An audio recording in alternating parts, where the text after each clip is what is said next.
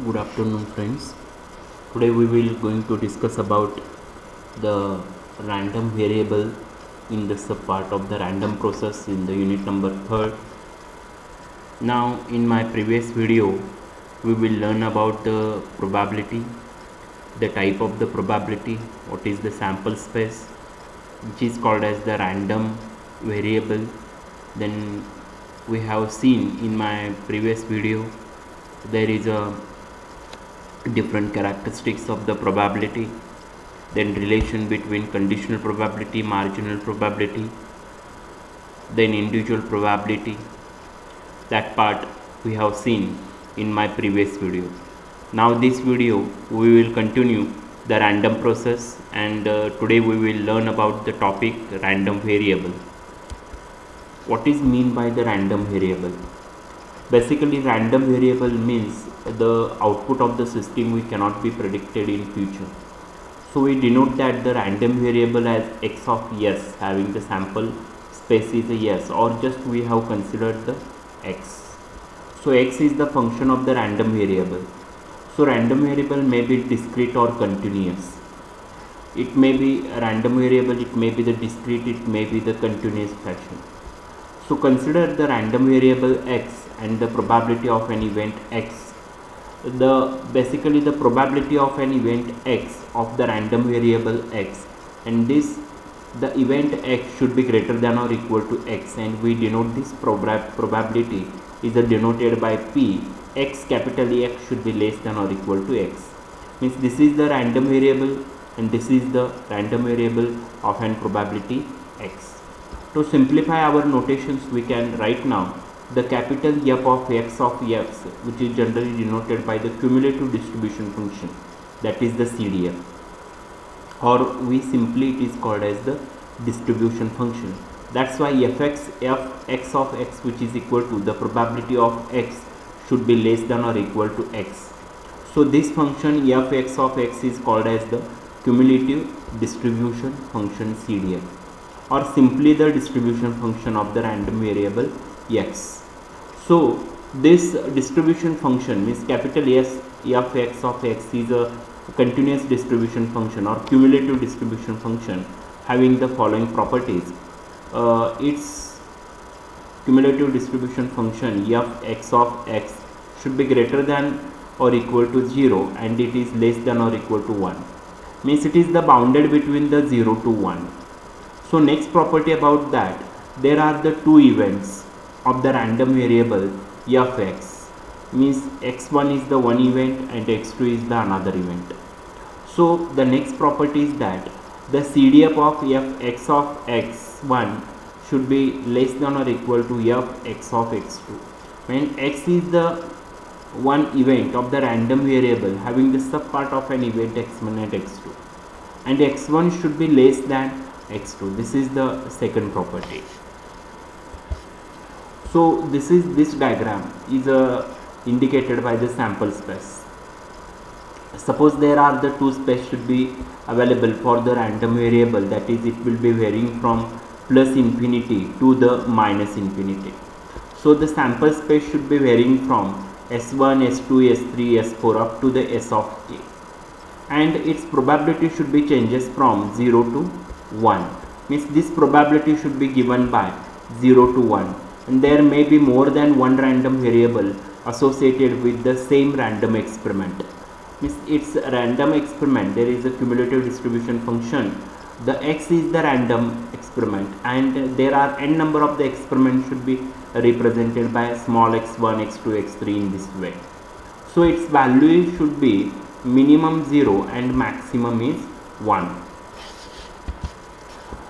Then the relation here we have seen the relationship between the cumulative distribution function and the probability density function CDF and PDF. So if the distribution function is a continuously differentiable, then your probability density function, there is a fx of x is the derivative of the CDF, there is a cumulative distribution function fx of x.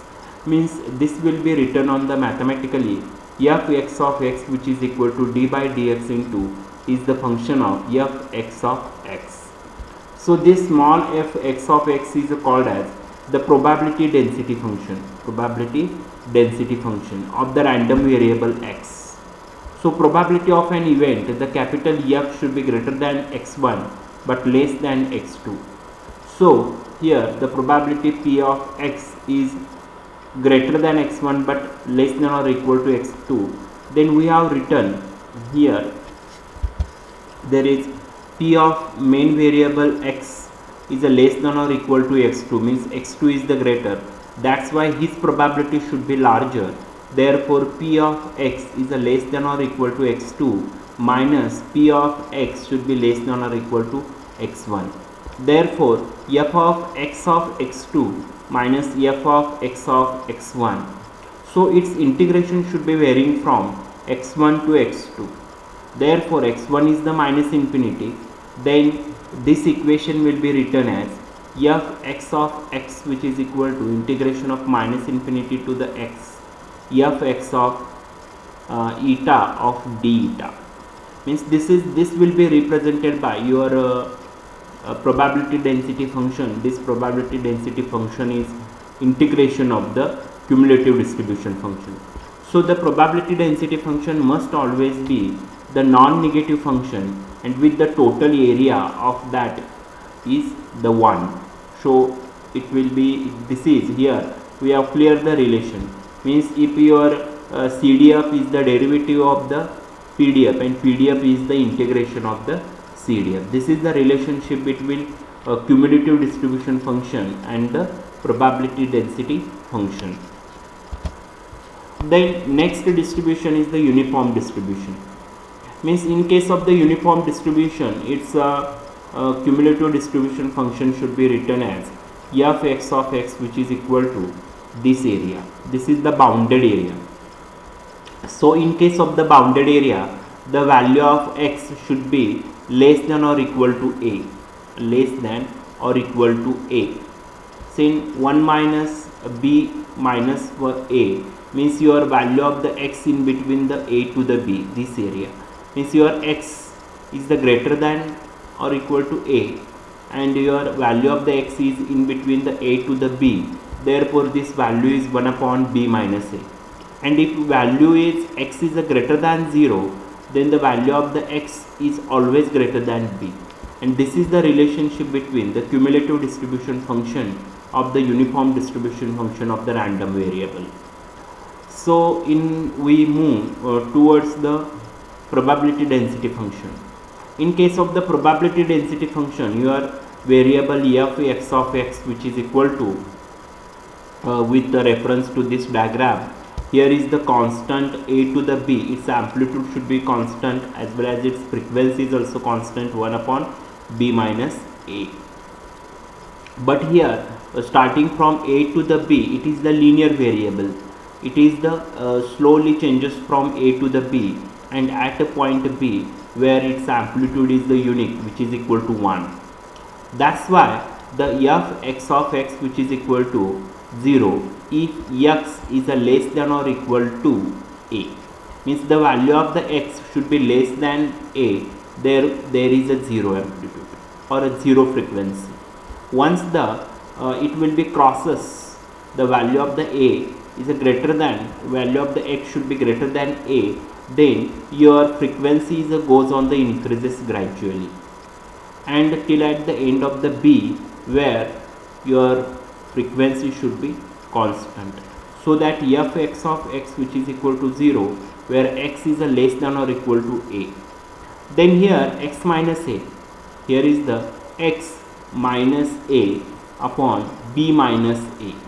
The value of the x should be in between the a to the b. Means for this case, the probability density function f(x) of x, which is equal to x minus a upon b minus a, then value of the x is bounded between, it is greater than a but less than or equal to b. Therefore value of the f(x) of x is a 0, then the value of the x is greater than b. This is the basically uniform distribution for cumulative distribution function and probability density function. of the uniform distribution. Then several random variables. Then in the random variables, consider there are the two random variables.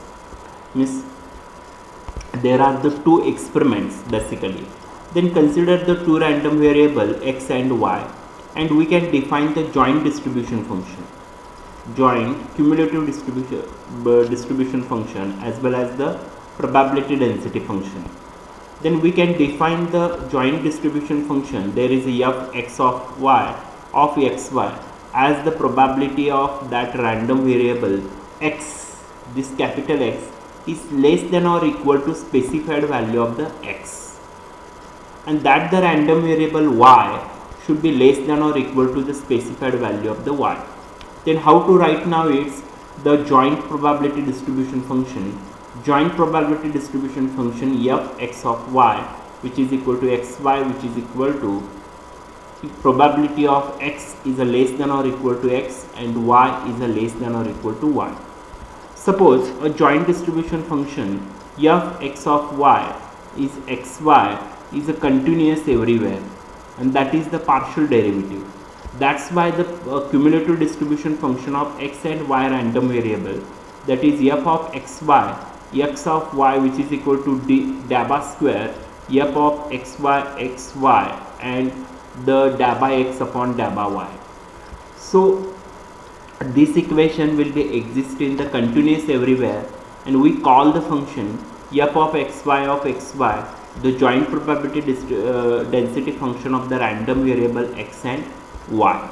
These are the two variables we have considered here for joint distribution function in case of the cumulative distribution function as well as the probability density function. Then next we have seen the joint distribution function f of xy is the monotonic non-decreasing function of the both x and y.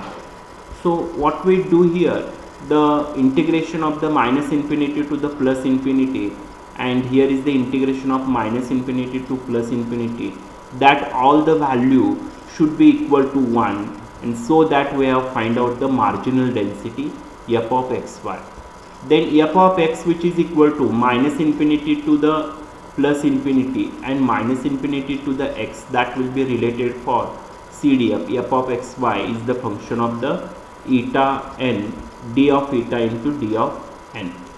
So we have to be modified such a way that its integration is finally changes from minus infinity to plus infinity.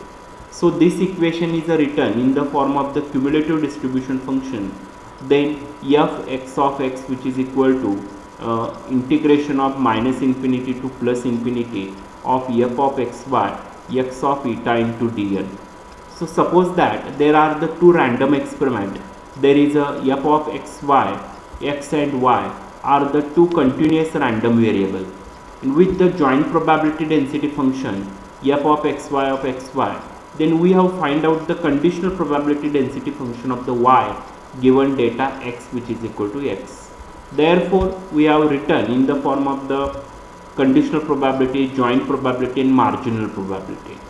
So we have right now this equation f of y upon x, which is equal to f of xy is the function of the f of xy upon f x of x.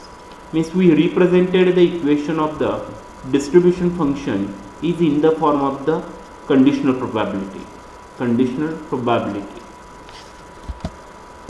Then several random variables should be given. Suppose we have taken the one example, if the random variable x and y are statistically independent, means both the value will be statistically independent, then the knowledge of the outcome of the x can be no way to effect of the distribution of the y. So how to write now f of yx, which is equal to f of y. Then we have seen the equation number 5.28. There is a f of x of xy, which is equal to, according to the joint probability, this will be written f x of x into f y of y. Means this equation is written f x of x into f y of y. So this equation is written finally p of x is the set of A and Y is the set of the B. Therefore, its joint probability is written P of X is the subset of A into probability of Y is the subset of B. So this is the random variable. For this case, consider the sequence of the coin tossing experiment. For this sequence of the coin tossing experiment, where the probability of the head is the P, and let x of n is the Barlow random variable represent the output of the n toss. So in case of the n toss, how many times the head will be shown and the tail will be shown, that will be considered to the here. Let y be the number of the heads. Means this equation should be given how many times of the head is shown, y times. So how many times will be it will be able to tossing it, n times, capital N times. So what we do here, let y be the number of the heads that occurs on the n toss of the coins. So this equation is a return. Suppose this is the random variable and this is the Bernoulli properties of the P of X of or gamma of gamma. Means how many times it will be able to show the property, it is shown there. Actually it is in the form of the probability density function PDF. So we have written here y which is equal to summation of n which is equal to 1 to n, minimum a single time you are able to show the head. Therefore here it will be varying from n which is equal to 1 to capital N, there is x of n. So we have find out its probability of that event y be the number of the heads. Therefore P of y which is equal to n of y of P of y into 1 minus P n minus y. So we have find out this value, there is n of y which is equal to y is the number of the times head will be shown. Okay, and how many times tossing, there is a capital N time. Therefore this is written n of y which is equal to n factorial upon y factorial into n minus y factorial. And in this way we have to find out using the Bernoulli random variable to show the how many times the coin tossing experiment where the probability to show the heads. Thank you very much. I hope that would you like the random variable, different types of the random variable and its characteristics. Please subscribe my YouTube channel and press the bell icon. Never miss any updates. Thank you very much. Have a nice day.